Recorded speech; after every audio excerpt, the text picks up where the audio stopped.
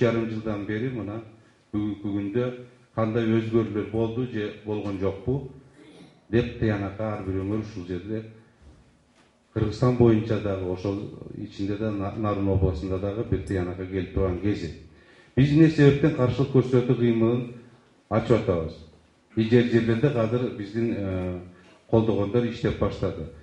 Каршылык көрсөтүү кыймылы негизинен бүгүнкү күндөгү биздин конституция иштесин, мыйзамдар так аткарылсын, элдин жашоосу мындан ары дагы жакшылап кетсин деген эле ой максат менен. Эң чоң бийлик бул бүгүнкү күндө бул өкмөттө. Бирок өкмөт ага иштей албай, администрация аппараттын бир эле мурункудай бир организациясы болуп калып, ошолго чуркап жүрөт деп атабыз. Жогорку кеңеште өз мыйзамдарын жакшы аткарбай, болгон көзөмөл жүргүзбөй, алар дагы СДПКнын фракциясынын көзүн карап калышты. Ошон үчүн биз каршылык көрсөтүү кыймылы парламенттен дагы бүт фракцияларга да кат жөнөтүп бададан суранып атабыз. Сиздер мыйзам негизинде иштегиле. Бийлик силердеби, силер ошого жооп бергиле, эл дагы күтүп атат. Өкмөткө да айтып атабыз, бийлик силердеби, жакшы иштегиле, кылчаңдабай, жакшы. Ошондо алга жылыш болот, прогресс болот. Качан мыйзам иштейт деп атабыз. Мыйзам бир күн иштейт только тогда, когда СДПК фракциясы парламенттен оппозицияга кетип, калган фракциялар биригип алып, жаңы эл ишенимине келген өкмөттү түзүп, биз партийный өкмөт болсун деп атабыз. Жалаң жакшы адистер, колунан келе турган иштер келсе ошол жерге, ошондо бирке жылыш болот. Болбосо өзүңүздөр билесиздер, мына 3,5 жылдан бери канча коалиция болду, бүт СДПК бөлүштүрүп, устукандап, бийликтин баарын алышты, бирок жылыш эч кандай болбой атат. Июнь окуясында убактылуу өкмөт менен сурагандарынан согушту токтотуп берип, жолдош генерал дегенде мен Ош областына барып, Ош областын ички иштер башкармалыгын жетектеген. Согуш бүткөндөн кийин 10 күндөн кийин эмне себептен мен кетип калгам? Ал жактан. Анткени биз согуш токтоткондон оружиялардын баарын измат этебиз деп атканда, убактылуу өкмөт Роза Отунбаева баш болуп, биз конституцияны кабыл алалы, референдум аркылуу анткени согуштан чыгып калды деди. Биз айттык, оружияны алабыз да, а то казір милициянын баардыгы, органдардын баардыгы референдум боюнча чуркап калышат. Десек, жок, ушул институтты колдонуп туруп, биз конституцияны өткөрө алабыз деп туруп, чийки конституцияны кабыл алганга умтулуп калганда мен знак протеста Оштон кетип калгам. Бүгүнкү күндө деле кызмат беребиз деди. Бирок мен иштеше турган иштерди мен иштешем. Мен иштей турган үчүн иштейм. Мен Атамбаевдин эмне үчүн душманым деп атам. 7 күнү эл кырылып атканда площадьта, ал үйүндө мен бардым, мен чакыргандан бардым, Бабановду алып алдым, Мелис Турганбаевди алып, силердин кулуңар. Үйүнө барып туруп айттым, сен эмне үйдө отурасың? Эл кырылат, азыр согуш болот. Жок, душ алган элек, тамак ичкен экен. Ошодон биз экөөбүз айтыштык. Ана мага мынтип коет, дөңкө сага КГБны же МВДни берейинби? Мен сага эмне президент болуп калдым? Азыр Бакиев согушат. Элди кырат десек, жок, ошодо мен дагы интервью бергем аны. Силер туура түшүнгүлө. Биз берде бүйүк бышыкка келип атабыз. Азыр мына эмени бербейт деп атат. 7 тонна. Премьер-министр Кытай келип 3 миллиард беребиз деп атат. Эмнеге берет экен алар? Мен ачык айтып коеюн. Азыр мына замен инвестиция план кайта ишке ашат. Анан ким жапат чегет? Бул Атамбаевден сурагыла деке. Же бүгүнкү Чыныбайдан сурагыла, премьер-министрден сурагыла. Бирөө билеби каякта 7 тонна жайгашкан жерин? Бирөөсү билеби? Бирөө барган жок дагы, жөн эле картадан карап коюп сүйлөдү. 7 тонна каза баштаса, всё, экология бар болот. Ошон үчүн мен губернатор катары кызыл китепке киргизип койгом. Копиялардын баардыгын сельский сход кылып туруп, элге тарап берген. Колунда алды. Мына сиздер көрсөтөт. Мына кышында сиздер ушул талага эчке чыгып суукта. А будан мурун жанагы айлык маанайыңарды кескенде мугалимдердин кийин баардыгын жана трудовой кодекске өзгөрүү киргизип заработная плата дегенди алып туруп окладтан эсептеп дегенде мен элди көтөрбөй эле бияка министрлердин баарын чакырып келди өзгөртпөдүк беле? Же мен эмне ошондо силерди чакырдымбы, площадька келгиле, мен өзүм эле алам өстөрсүн.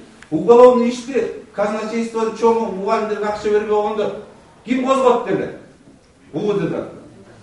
Тиги Жулпуев деген казначействонун директор Кыргызстан боюнча казначействонун нарында турат уголовный иш барып камакка алып келгиле деген. Бунун баардыгы мен эмне паралап аттым. Бул деген губернатор өзүнүн ишин эле аткарат. Биз дагы эле аткара беребиз. Анткени бизге эч кимдин карызыбыз жок, бизге эч кимдин карызы жок. Бу жерде Батукаев жаткан баардыгын билесиңер. Соксон эле. Бүгүнкү күндө аны кой берген Алмаз Атамбаев, аны баардыгы билет. Ошону Туке айта албай атат. Эси Туке ошону айтса мен айтмакмын. Сага мен барам. Бул жигитчилик сөзүм. Деп. Бүгүн эмне себептен алдыга жылбай атат. Мына айтып аткан 47 бала Нарын областынан. Калгандары калган жерде эмнеге өлүп кетти? Деп Атамбаев бийликке келсинде өлдүбү? Жерине бирөөлөр квартира алсында өлдүбү? Ошон үчүн арбактарды сыйлаш керек. Ошон үчүн биз казыр айтып атабыз, адилеттүүлүк көп болсун. СДПК мүчөсү мына мен айтып кеттим. Агай отурат деп. Канча жылдан бери СДПКда жүрөт? Бүгүнкү күндө СДПКнын мүчөлөрүн парламентте көргүлөчү. Ошо Турсунтай, Мадинанын базарынын чоңу СДПКбы? Андайды айтып берсең көп. Ошон үчүн бүгүнкү күндө бийлик жакшы иштеп атканын биз казыр айтып аткан кербезбиз. Мына мен кайсы кызматта иштебейм, кайсы кызматта болбойм, мен жүзүм ачык. Мен эч качан элди бөлгөн эмесмин да, кайсы жерде болбойм, өзүм функциональный обязанность. Могул жерде кандидат Атамбаев келип атып, мени мактаганда эсиңерде бар да. Паркта. Вот. А кийин мени сөгүп жүрөт. Бирок бүгүнкү күндө жеке таарынчыл эмес. 3,5 жылда оңолбогон, эчтеке оңолот. Ошон үчүн айтып атабыз. Революция болбосун деп атабыз биз дагы. Мыйзам чегинде иштесин, конституция иштесин деп атабыз. Мисал үчүн, мына парламенттик система түздүк деп атабыз. Бирок парламенттик система жанагы фракциялардын өз ичинде бийликке келген КСДП фракциясы башка өзүнүн атаандаштары менен башка жана Арнамыз, Ата Журт, Ата Мекен, республикалар менен саясий жол менен атаандашуунун ордуна алардын ичине өздөрүнүн кишилерин киргизип, бирөөлөрүнө кызмат берип, бирөөлөрүнө кандайдыр бир ресурстарды берип, атаандаш фракциялардын ичинен бузуп, аларды өзүнө тартып алып туруп, жанагындай таза эмес ыплас технологиялар аркылуу кишилерди тартып алып, жана атаандаштык жок кылып атышат да, бийликти узурпациялап атышат. Биз ошол боюнча силерге бүгүн таратып бердик. Конституциянын кайсы нормалары бузулду? Кандайча бузулду? Ошол материал таратылган материалдардан окуйсуздар. Муну мен азыр кайталап бериштин кажети жок деп ойлойм. Ошол окусаңар түшүнүктүү болот. Анан бул саясий системада 3,5 жылдан бери стабилдүүлүк орногон жок. Эгер мыкты жигиттер болсо 3,5 жылдын ичинде саясий системаны стабилдештирмек, тыныч жашап калмакпыз. Экономикада стабилдешүү болгон жок. Кыйын жигиттер болсо экономиканы 3,5 жылда ордуна коюп стабилдештирип, азыр өнүгүп баштамакпыз. Социалдык сектордо 3,5 жылда эч кандай өнүгүү болгон жок. Пенсияларыңарды көбөйдүбү? Мурунку режимдерде учурдагыдай эле 10%, 5% менен алдап келатат. Айлыктарыңар эмне кылды? Көбөйтүп, кайра азайтып, алдап, кайра түшүрүп. Мурунку эле системаны, мурунку эле бир адамга сыйынган системаны орнотуп койду. Биз ушуга каршылык көрсөтөлү деп атабыз. Биз бийликти алалы деп аткан жокпуз. Конституциянын талага кайтып келгиле. Президент өзүнүн конституциялык укуктары менен иштесин. Парламент өзүнүн конституциялык укуктары менен иштесин. Өкмөт өзүнүн конституциялык укуктары менен иштесин деп атабыз. Жаңы конституция боюнча президенттин укуктары чектелип, парламентке, өкмөткө көбөйтүлгөн. Бирок иш жүзүндө азыр өкмөт президенттик аппараттын филиалы болуп калды. Президенттик аппаратта жана Икрамжон Илмиянов эмне айтса, премьер-министр ошону жасайт. Өкмөт толук түрдө ошонун кол баласына айланды. Парламенттагы КСДП фракциясынын лидери чуркап барып, Илмияновдон эмне приказ алып келсе ошону жасайт. Биз мына ушул негизги биздин дооматтарыбыз ушул.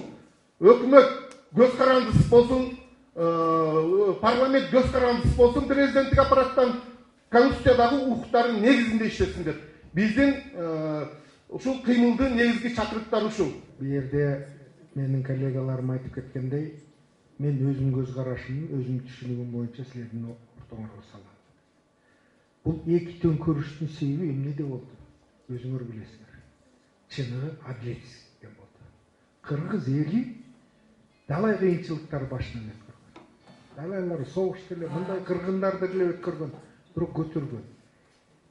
Алды ушу адилетсиздикти элибиз көтөргөн. Бул бийлик эмнемен келди?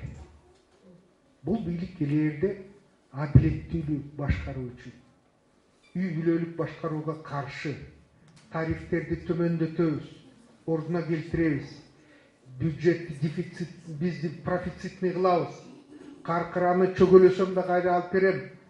Ошим ушундай баягы элдин көңүлүнө, элдин купулуна толгон сөздөрдү ураандар менен бияка келген.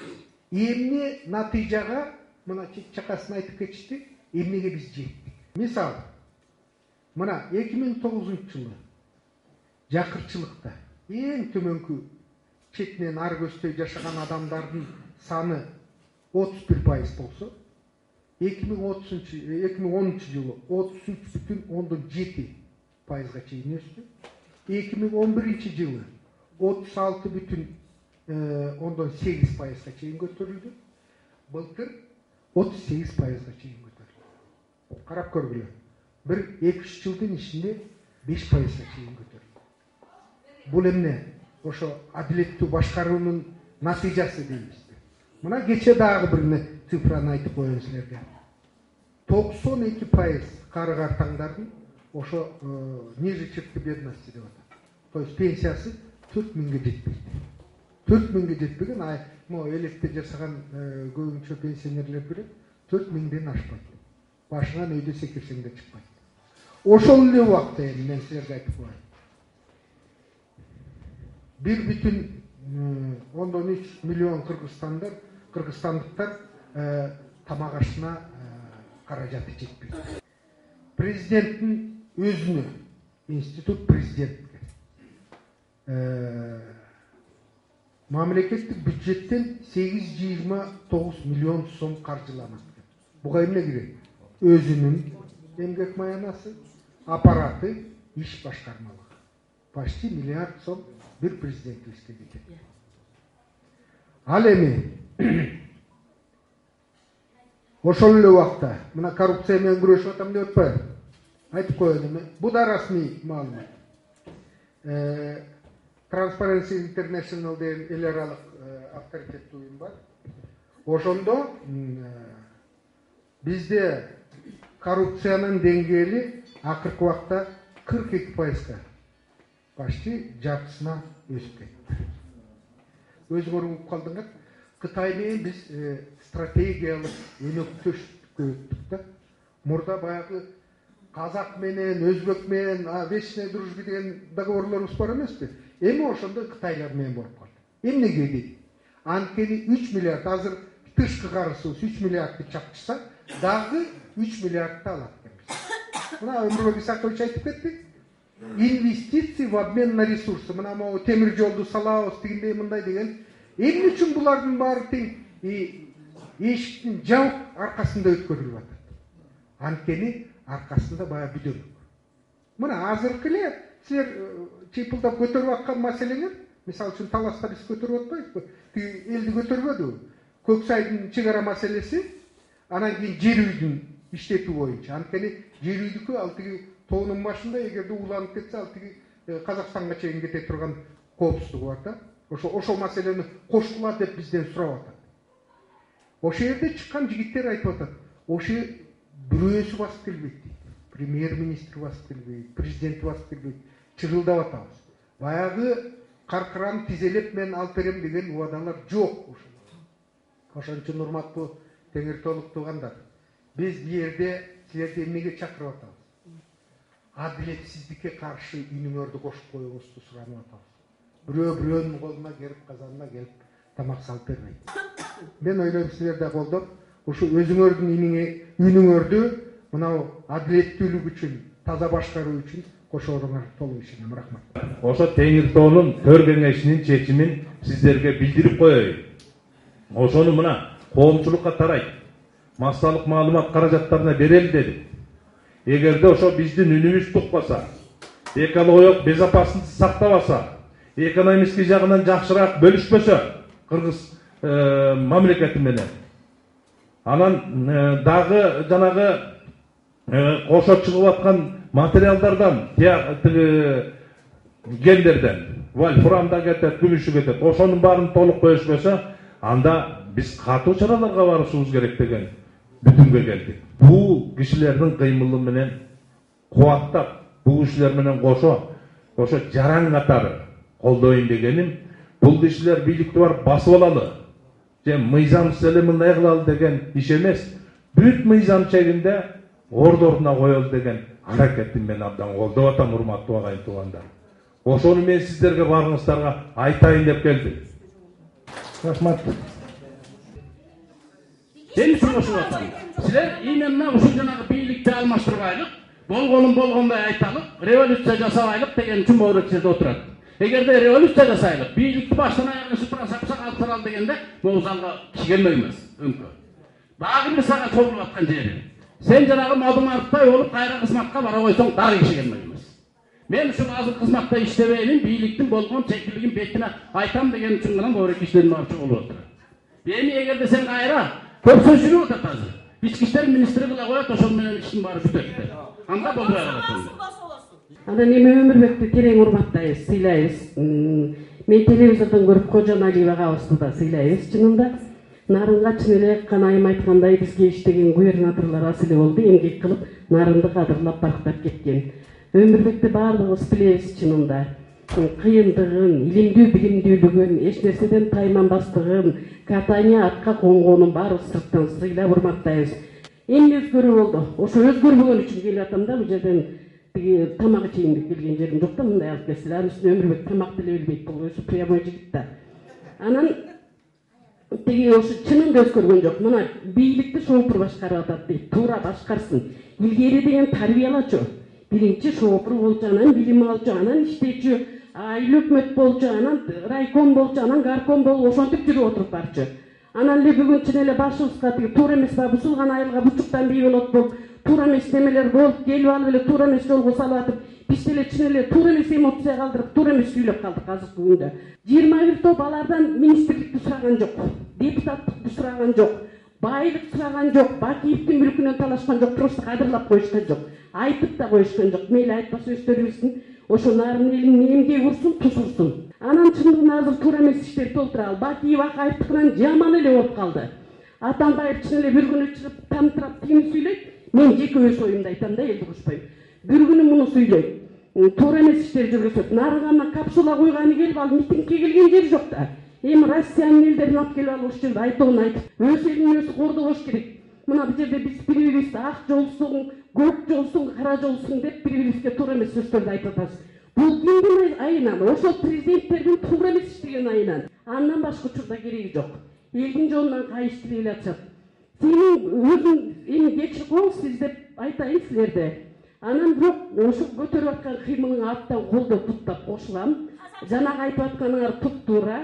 Ичпеген жебеген Өмүрбектей Жүзак, Кожоналиевдей чындыкты айткан адамдарга чынында карапайым эл деген кошулат. Ар дайым силерди колдойбуз. Колдогон менен күнүбүз жетпей калат экен, элди чын эле булар кордоп эле келатат. Шылдың мындай карап отурсаңчы, бул бийликти эмне алып келди келет? Бул жерге мен азыр келейин деген деле ниетим жок. Ошондо ушулар деген ой, ушулар эле келсе жыргайт экенбиз. Сонун заман болот экен, мыкты болот экенбиз. Акаев Бакиевдин бийлиги жок болот экен, момундай болот экенбиз дегенбиз. Мына эл бийликтен эчтеке сураган жок. Завод куруп бер деген жок, фабрика куруп бер деген жок, тартип жок, тартипти жөнгө сала алган жок. Анан бул эмне деген ишти жүргүзүп атканын түшүнбөйм. Эми айталы десек сөздөр көп. Өмүрбек Субаналиевди действительно колдойм. Деги эле каяка барса артынан калбайм.